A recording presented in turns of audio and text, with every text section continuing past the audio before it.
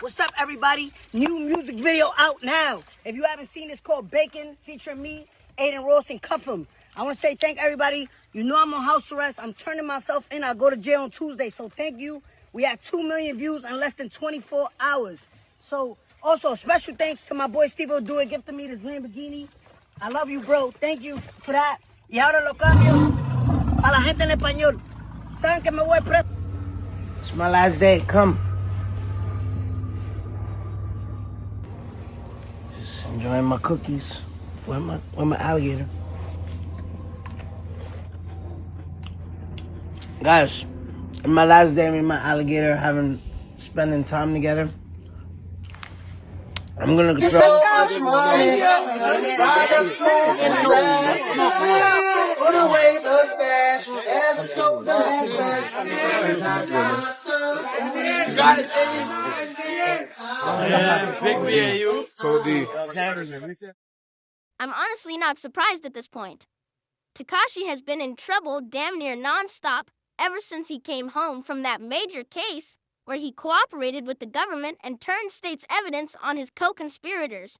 And before anybody twists this, I'm not even saying it's okay to snitch. That's not the point. The real question is this: if you already made that decision, wouldn't you want to completely change your life afterward? That was supposed to be his reset. That was his second chance. Once you burn bridges like that, once you expose people, once you take a deal that most people never get, the least you can do is move smarter, live cleaner, and stay far away from the same chaos that almost ended your freedom the first time. Instead, he's doing the exact opposite, repeating the same reckless behavior, trolling, instigating, disrespecting the dead, and moving like he still has unlimited chances. And that's where the problem really sits. At this point, the whole purpose of him cooperating feels pointless, because he didn't use it to elevate, he didn't use it to grow up, he didn't use it to change his environment or mindset. So now, prosecutors, law enforcement, and even people who once protected him probably look at him like more trouble than he's worth. That get-out-of-jail-free card, that was a one-time deal, and it's already been played. There are no more favors coming, no more safety nets. What makes it even worse is that he's not broke, starving, or desperate.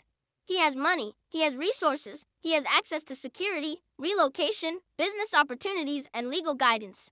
There is absolutely no excuse for living like you've got nothing to lose when you've got everything to lose.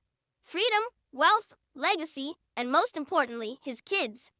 At a certain point, trolling isn't edgy anymore. It's childish. It shows a lack of maturity, discipline, and self-control. Growth is about knowing when a chapter is over.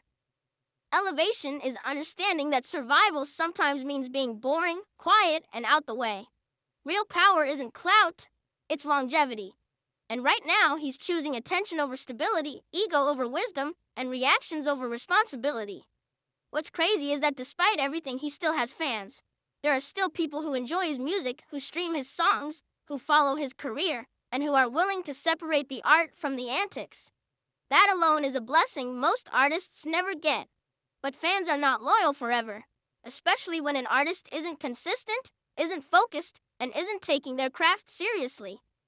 If he keeps disappearing into jail cells instead of studios, people will move on. They'll find the next wave, the next voice, the next headline. And once the audience leaves, it's almost impossible to get them back. That's why it's so important to maximize your gift while you still can. Talent has a shelf life. Attention has an expiration date. Music doesn't wait for anyone. When you're given an opportunity, especially one as rare as a second chance, you're supposed to squeeze everything out of it. Build, create, secure your future, set your kids up, transition into something sustainable, not crash out for clicks. At this stage, it's not even about street codes, internet debates, or public opinion anymore. It's about wasted potential. A grown man with resources, a platform, and a family still choosing chaos over clarity. Hopefully, it doesn't take something irreversible for him to finally get the message, because the higher you climb, the harder the fall, and not everyone gets back up once they hit the ground. Growth, elevation, and staying out of trouble aren't weaknesses, they're survival tools.